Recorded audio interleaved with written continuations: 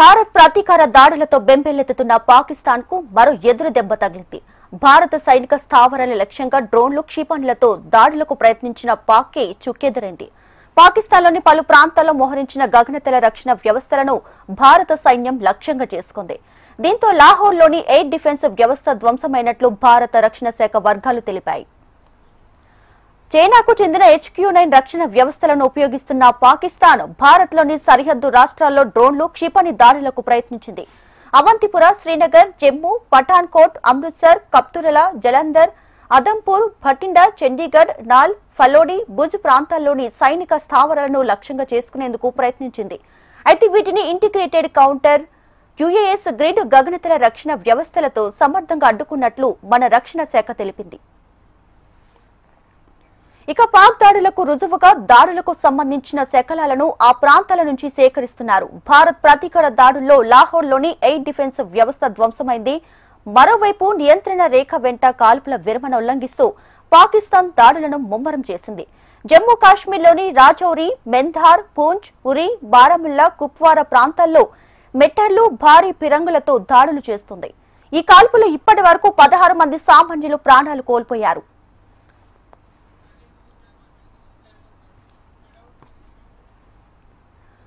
Right, నిన్న operation Sindoor grand success అయింది. So ఈ నేపథ్యంలో పాకిస్తాన్ కూడా ప్రతి ఎదురు దాడికి తెగబడుతుంది. సో పాకిస్తాన్ చేస్తున్న ప్రతి దాడిని కూడా భారత్ ఎదుర్కొంటుంది. సో ప్రతి దాడులు కూడా చేస్తుంది. సో ఓవరాల్ గా ఎలా ఉండబోతుంది, పరిణామాలు ఎలా ఉంటాయి, సో ఇవన్నీ కూడా మనకి ప్రతినిధి హరికిషన్ లైవ్ లో అందించడానికి సిద్ధంగా ఉన్నారు. హరికిషన్. Thank you Deepika. ప్రధానంగా 6వ తేదీ అర్ధరాత్రి దాటిన తర్వాత ఎవరు ఊహించని విధంగా భారత్ ఆపరేషన్ సింధూర్ అనేటువంటి పేరుతో పాకిస్తాన్పై విరుచుకుపడింది. ప్రత్యేకంగా నిఘా పెట్టి ఉగ్రవాద సంస్థలు కార్యకలాపాలు నడిపిస్తున్నటువంటి ప్రాంతాలను టార్గెట్గా చేసుకొని ఏకకాలంలో 9 ప్రాంతాలపై కూడా క్షిపణులతో విరుచుకుపడింది. ఒక్కసారి ఊహించని ఈ ఘటనతో ప్రపంచమే ఉలిక్కిపడింది. మరోవైపు దీనికంతా కూడా పూర్తిగా ప్రధాని పర్యవేక్షణలో జరిగింది. జాతీయ భద్రతా సలహాదారుగా ఉన్నటువంటి అజిత్ ధోవల్ నాయకత్వంలో త్రివిధ దళాల అధిపతులందరూ కూడా ఈ ఆపరేషన్ని కూడా పూర్తిగా పర్యవేక్షించారు. ఒక్కసారిగా ఆపరేషన్ సింధూర్ విజయవంతం కావడంతో యావత్ భారతం అంతా కూడా పూర్తిగా విజయ గర్వంతో ఊగిపోయింది. మరోవైపు ప్రపంచ దేశాలన్నీ కూడా ఉగ్రవాదంపై భారత్ చేస్తున్నటువంటి పోరాటానికి మద్దతు తెలిపాయి. ఇటు పెద్దన్న పాత్ర వ్యవహరిస్తున్నటువంటి అమెరికా సైతం, అలాగే పాకిస్తాన్కి పూర్తి చేదోడు వాదోడుగా ఉన్నటువంటి చైనా సైతం కూడా ఇండైరెక్ట్ గా ఉగ్రవాదంపై ప్రతి ఒక్కరు కూడా ముందుకు రావాలి, కానీ భారత్ తీసుకున్న చర్య సహేతుకం కాదు అని చెప్పేసి చైనా వ్యాఖ్యానిస్తే, అమెరికా మాత్రం ఖచ్చితంగా దీనికి సంబంధించినటువంటి పూర్తి సమాచారం తమ వద్ద ఉందని, ఇకపై పాకిస్తాన్ తిరిగి భారతదేశం మీద దాడి చేయకపోవడమే మంచిదని చెప్పేసి ఈతో కూడా పలికిన నేపథ్యంలో వీటన్నిటిని కూడా ఖాతరు చేయకుండా పాకిస్తాన్ ఒకటే చెప్పడం జరిగింది, భారత్ మీద ఖచ్చితంగా ప్రతిదాడులు చేస్తామని, వీలైతే అణ్వాయుధాలు కూడా ప్రయోగిస్తామని కూడా హెచ్చరించడం జరిగింది. అప్పటి నుంచి కూడా పూర్తిగా త్రివిధ దళాలన్నీ కూడా అప్రమత్తంగా ఉన్నాయి. ఎట్టి పరిస్థితుల్లో ఏ దాడులు జరిగినా సమర్థవంతంగా తిప్పికొట్టేందుకు భారత సైన్యం, వాయుసేన, అలాగే నేవీ పూర్తిగా సిద్ధంగా ఉన్నాయని చెప్పేసి కూడా ట్విట్టర్ వేదికగా అలాగే మీడియా ముందుకు వచ్చి కూడా చెప్పడం జరిగింది. గత కొన్ని రోజుల నుంచి కూడా పెహల్గాం దాడి తర్వాత కూడా భారతంలో ఉన్నటువంటి ప్రతి పౌరుడు కూడా ఉడికిపోయారు. ఏదైతే కేవలం మత ప్రాతిపదికన ఆ రోజు 26 మంది పురుషులను, అంటే ఎవరైతే భార్యల ముందర భర్తలను, అలాగే తల్లుల ముందర కొడుకులను, కూతుర్ల ముందర తండ్రులను, అంటే కేవలం మగవారిని హిందువులకు సంబంధించినటువంటి ఏదైతే మత ప్రాతిపదికన టార్గెట్ చేసి చంపారో దానికి ప్రతీకారం ఖచ్చితంగా తీర్చుకుంటామని చెప్పేసి ఇటు భారత ప్రధానితో పాటు అలాగే అత్యున్నతమైనటువంటి మనకు ఉన్నటువంటి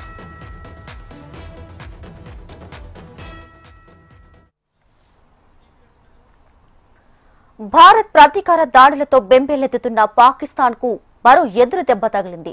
భారత సైనిక స్థావరాల లక్ష్యంగా డ్రోన్లు, క్షిపణులతో దాడులకు ప్రయత్నించిన పాక్కి చుక్కెదురైంది.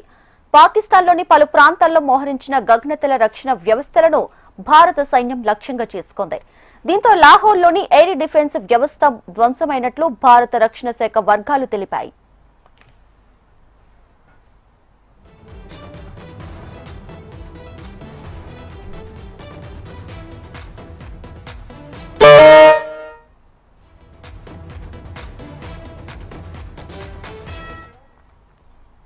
చైనాకు చెందిన HQ-9 రక్షణ వ్యవస్థలను ఉపయోగిస్తున్న పాకిస్తాన్ భారత్లోని సరిహద్దు రాష్ట్రాల్లో డ్రోన్లు క్షిపణి దాడులకు ప్రయత్నించింది.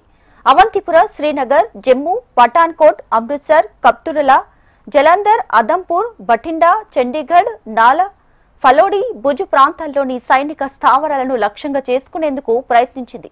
అయితే వీటిని ఇంటిగ్రేటెడ్ కౌంటర్ UAS గ్రిడ్ గగనతల రక్షణ వ్యవస్థలతో సమర్థంగా అడ్డుకున్నట్లు మన రక్షణ శాఖ తెలిపింది.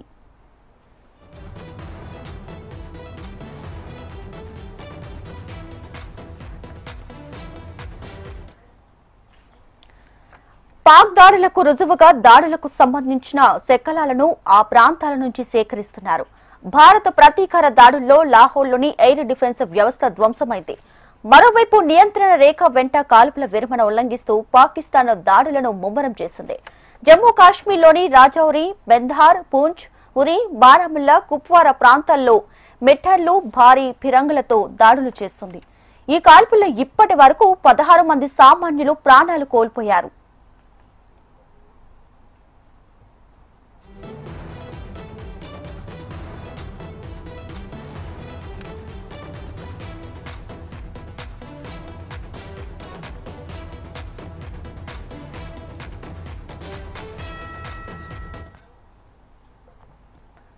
జమ్మూ కాశ్మీర్, పంజాబ్, గుజరాత్ తో పాటు భారత్లోని పలు సైనిక స్థావరాలను లక్ష్యంగా చేసుకుని పాకిస్తాన్ మిసైళ్లను ప్రయోగించింది. పాక్ చర్యలతో భారత్ ప్రతీకార దాడులకు దిగింది.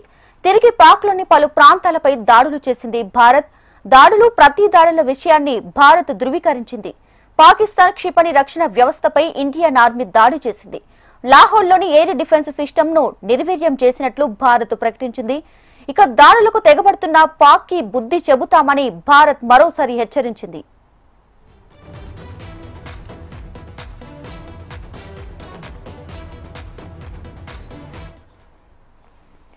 జమ్మూ కాశ్మీర్, పంజాబ్, రాజస్థాన్, గుజరాత్ లో హై అలర్ట్ ప్రకటించింది.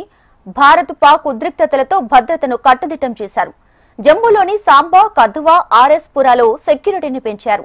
ఇక పంజాబ్, రాజస్థాన్ లో పోలీసులకు సెలవులు రద్దు చేశారు. ఈ రెండు రాష్ట్రాల్లో బహిరంగ సమావేశాలపై ఆంక్షలు విధించారు. ఇప్పటికీ అమృత్సర్ ఎయిర్పోర్ట్ ని తాత్కాలికంగా మూసివేశారు. పంజాబ్, రాజస్థాన్ సరిహద్దులను మూసివేయడంతో పాటు సరిహద్దులను BSF తమ ఆధీనంలోకి తీసుకుంది. సరిహద్దు ప్రజలను సురక్షిత ప్రాంతాలకు తరలించి సరిహద్దుల్లో యాంటీ డ్రోన్ సిస్టమ్స్ ఏర్పాటు చేశారు.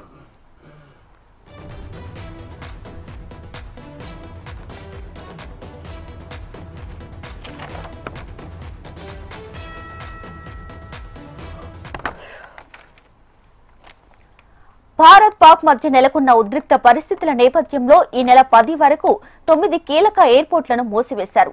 జమ్మూ, శ్రీనగర్, చండీగఢ్, అమృత్సర్, లెహా, భుజ్, జోధ్పూర్, జామ్నగర్, రాజ్కోట్ ఎయిర్పోర్ట్లు మూసివేశారు.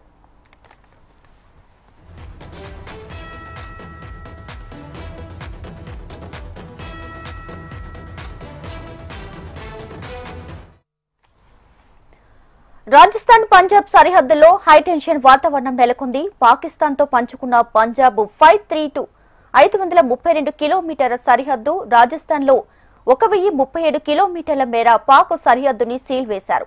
సరిహద్దు ప్రాంతాల్లోని విమానాశ్రయాలు బంద్ చేశారు. ఆపరేషన్ సింధూర్ తర్వాత భారత్ అలర్ట్ అయింది. పాకిస్తాన్ తో సరిహద్దు ఉన్నటువంటి రాష్ట్రాల్లో హై అలర్ట్ ప్రకటించారు. ఏ తరహా పరిస్థితి ఎదురైనా ధీటుగా బదులిచ్చేందుకు భద్రత చర్యలు చేపట్టారు. సరిహద్దుల్లో అనుమానాస్పద వ్యక్తులు కనిపిస్తే కాల్చివేత ఉత్తర్వులు జారీ చేశారు. భారత్ వాయుసేన పూర్తిగా అప్రమత్తమైంది. పాకిస్తాన్ సరిహద్దును రాష్ట్రాల్లో విమానాశ్రయాల మూసివేతకు చర్యలు తీసుకున్నారు. గగనతలంలో యుద్ధ విమానాల గస్తీ పెంచారు. మిసైల్ డిఫెన్స్ వ్యవస్థలు యాక్టివేట్ చేశారు.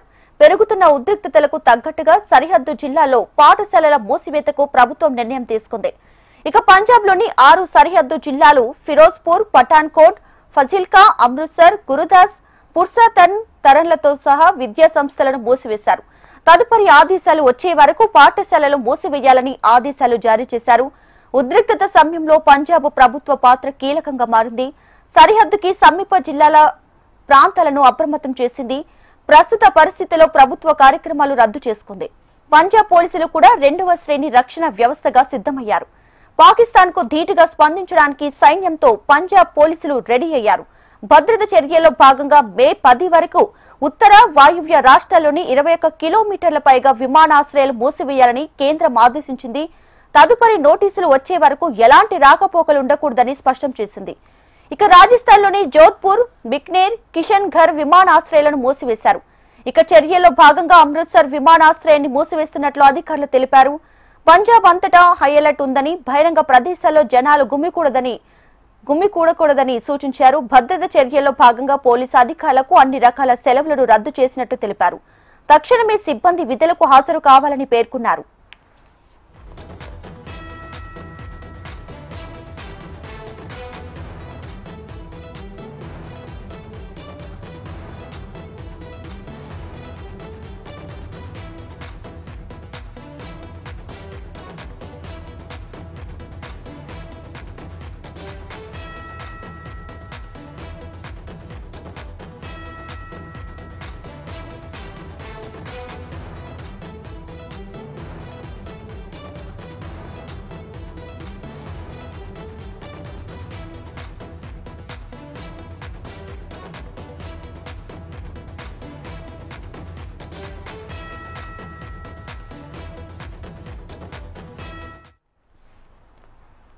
రైట్గా ఆపరేషన్ సింధూర్ ఇంకా కొనసాగుతూనే ఉంది. పాకిస్తాన్ చేస్తున్న దాడికి ప్రతి దాడిగా భారత్ అయితే ఎదుర్కొంటుంది. సో సమన్వయంతో ముందుకు వెళ్తున్నట్టు పరిస్థితులు కూడా చూస్తున్నాం. ఓవరాల్ గా దీనికి సంబంధించి లేటెస్ట్ అప్డేట్స్ అందించడానికి ఏపీ కోఆర్డినేటర్ రాజేష్, అలాగే regional coordinator Gopalakrishna, Amaravati bureau Harikishan మనకి లైవ్ లో సిద్ధంగా ఉన్నారు.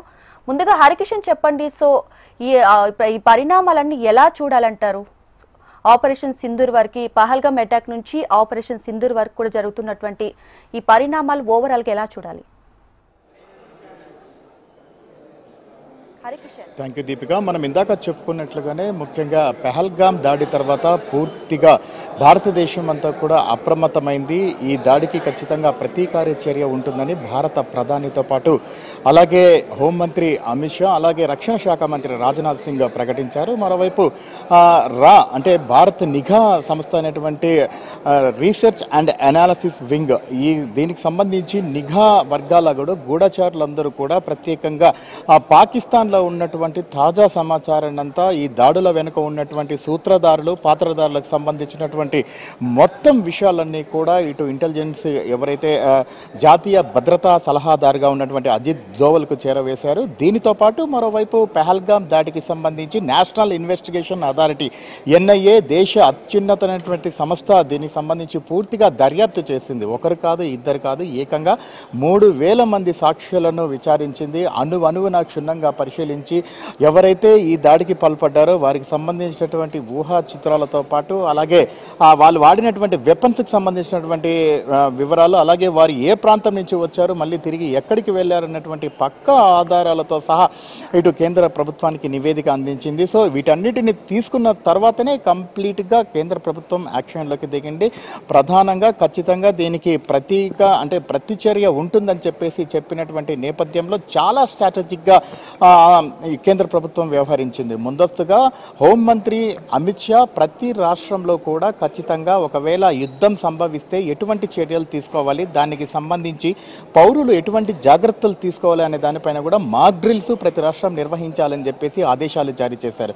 సో ఒకవేళ మాక్ డ్రిల్స్ అనేవి నిర్వహిస్తే కాస్త దాడులు చేసేటటువంటి సమయం ఉంటుంది కాబట్టి ఇంకా మరింత సమయం తర్వాత ఇటు భారత్ దాడి చేస్తుందేమని చెప్పేసి అందరూ భావించారు. ఈ లోపలే ఏదైతే పాకిస్తాన్ ఇంటెలిజెన్సీ ఉందో ఐఎస్ఐకి సంబంధించి ఆ దేశ ప్రభుత్వాన్ని కఠినంగా తీవ్రంగా హెచ్చరించింది. ఖచ్చితంగా భారతదేశం ఈసారి ఎట్టి పరిస్థితుల్లో కూడా చాలా తీవ్రమైనటువంటి దాడులు అయితే చేస్తుంది, జాగ్రత్తగా ఉండాలని చెప్పేసి పాకిస్తాన్కి హెచ్చరించడం జరిగింది. ఎప్పుడైతే ఐఎస్ఐ హెచ్చరించిన తర్వాత పాక్ అక్కడ ఉన్నటువంటి ప్రజాప్రతినిధులు తమ నోటికి వచ్చినట్లు కూడా మాట్లాడడం జరిగింది. ఒకవేళ భారత్ తమపై దాడి చేస్తే ఖచ్చితంగా ప్రతిదాడి చేస్తామని, అణ్వాయుధాలు ప్రయోగిస్తామని ఇటువంటి వ్యాఖ్యలు ఎన్నో చేశారు. చేశారు. అయినప్పటికీ మాత్రం ఎక్కడ భారతదేశానికి సంబంధించినటువంటి రాజకీయ నాయకులైతేనేమి, అధికారులైతేనేమి ఎవరు కూడా దానికి బదులు ఇవ్వలేదు. కానీ ఈలోగా తమ ప్రణాళిక ప్రకారం ఏం చేయాలనుకున్నారో దాని ప్రకారం సమావేశాలు నిర్వహించుకుంటూ ఏ రకమైనటువంటి టార్గెట్స్ని కంప్లీట్ చేయాలి, సో దానికి సంబంధించినటువంటి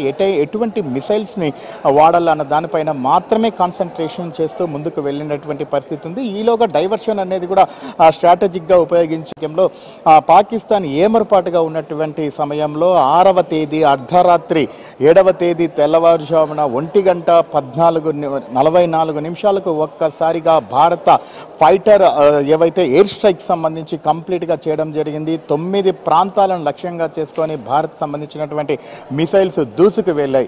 ఒకసారిగా అంటే చెప్పాలంటే అర్ధరాత్రి దీపావళి జరుపుకుంది. ఉగ్రవాద కార్యకలాపాలు ఉన్నటువంటి ప్రాంతం అంతా కూడా వారికి ఒక పూట దీపావళి అని మాత్రమే చెప్పుకోక తప్పదు. సో ఈ నేపథ్యంలో ఆపరేషన్ సింధూర్ సక్సెస్ అయిందని, విజయవంతమైందని చెప్పేసి ప్రకటించినటువంటి పరిస్థితులు ఉన్నాయి. దీన్ని దేశవ్యాప్తంగా కూడా ఆహ్వానించారు, అందరూ కూడా హర్షించారు. మరోవైపు దాడి చేసిన తర్వాత ఖచ్చితంగా ప్రతిదాడి ఉంటుందని చెప్పేసి కూడా ఊహించినటువంటి నేపథ్యంలో భద్రతను పూర్తిగా భారత ప్రభుత్వం కట్టుదిట్టం చేసింది. త్రివిధ దళాలను పూర్తిగా అప్రమత్తం చేసింది. ఎటువంటి విపత్కర పరిస్థితులైనా ఎదుర్కొనేందుకు సిద్ధంగా ఉన్నామన్నటువంటి సంకేతాలు ఇచ్చింది. దానికి అనుగుణంగా ఏర్పాట్లను కూడా చేసింది. ఎప్పుడైతే సింధూర్కు సంబంధించి ఎయిర్ స్ట్రైక్ జరిగిన తరువాత మరుసటి రోజు నుంచే ఉదయం నుంచే కూడా పెద్ద ఎత్తున ఎల్ఓసి క్రాస్ లైన్ అంతా కూడా పాకిస్తాన్ కాల్పుల ఉల్లంఘనకు తెగపడింది. ఇష్టం వచ్చినట్లు కూడా మోటార్ షెల్స్ ని ఉపయోగిస్తూ సాధారణ ప్రజలపై విరుచుకుపడింది. ఈ నేపథ్యంలో అదే రోజు 3 మరణించారు. దానితో పాటు ఇప్పటి వరకు కూడా అంటే నిన్నటి నుంచి ఈ రోజు వరకు కూడా విచక్షణ రహితంగా ఎలా పడితే అలా మిసైల్స్ ని జనావాసాలకు సంబంధించి టార్గెట్ చేస్తూ పంపిస్తున్నటువంటి పరిస్థితి ఉంది. ఈ నేపథ్యంలోనే ఇప్పటి వరకు 18 మంది సాధారణ పౌరులు భారతదేశానికి సంబంధించినటువంటి వారు మృతి చెందారు. అయితే గతంలో అంటే భారతదేశం గతంలో చెప్పింది, ప్రస్తుతం కూడా కేవలం తాము ఏవైతే భారతదేశానికి సంబంధించి ఉగ్ర కార్యకలాపాలు నిర్వహిస్తున్నారో ఆ సంస్థలను వాటి కార్యాలయానికి సంబంధించినటువంటి మాత్రమే టార్గెట్ చేసుకుంటున్నాం, కాబట్టి వాటికి సంబంధించి మాత్రమే మేము నాశనం చేశాం. ఒకవేళ తిరిగి పాకిస్తాన్ తమ దేశంపై దాడి చేస్తే ఖచ్చితంగా ప్రతిదాడులు చేస్తామని హెచ్చరించినటువంటి నేపథ్యంలో సో తాజాగా పాకిస్తాన్ చేసినటువంటి దాడులను తిప్పికొడుతోంది. S-400 డ్రోన్, ఇది రష్యా నుంచి దిగుమతి చేసుకునేది. అత్యంత ఎయిర్ డిఫెన్స్ బ్రహ్మాండంగా పనిచేస్తున్నటువంటి పరిస్థితి ఉంది. పాకిస్తాన్ ప్రయోగించినటువంటి మిసైల్స్ అన్నింటిని కూడా ఎక్కడికక్కడ కూడా తుక్కునీళ్ళు చేస్తుంది. మరోవైపు పాకిస్తాన్ తమ పైన దాడి చేస్తుందన్న వాటికి అక్కడ కూలిపోయినటువంటి ఏవైతే మిసైల్స్ అలాగే ఫైటర్ జెట్కు సంబంధించినటువంటి శకలాలన్నీ కూడా రాజ్నాథ్ సింగ్ కూడా చెప్పడం జరిగింది. ఇది ఇంతటితో ఆపితే బాగుంటుంది, కానీ ప్రతిచర్య కూడా భారత్ పాకిస్తాన్ సంబంధించినటువంటి ముఖ్యమైన పట్టణాలపైన కూడా దాడులు చేసినటువంటి పరిస్థితి అయితే తాజాగా ఉంది. కానీ ఆపరేషన్ సింధూర్లో అయితే ఒకటే హెచ్చరించడం జరిగింది, దాడులకు మాత్రం ఎటువంటి పరిస్థితుల్లో వెనుకాడే ప్రసక్తే లేదని మాత్రము భారత రక్షణ మంత్రి చెప్పినటువంటి పరిస్థితి అయితే తాజాగా ఉంది. Deepika. Right Harikishan, thanks for the updates.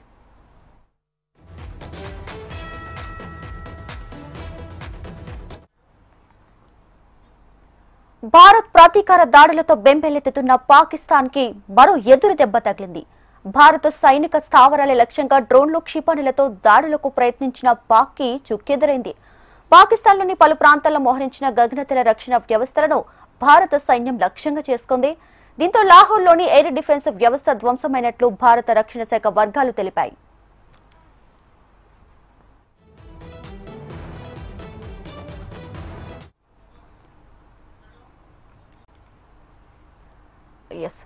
Gopalakrishna, so Bharat Pak కి సంబంధించి యుద్ధ వాతావరణమే టోటల్ గా కనిపిస్తుంది. సో పరిణామాలు ఎలా ఉండబోతున్నాయి ఆపరేషన్ సింధూర్ తర్వాత? ఎస్, ఆపరేషన్ సింధు ప్రస్తుతం ఇంకా కొనసాగుతోందనే చెప్పుకోవచ్చు.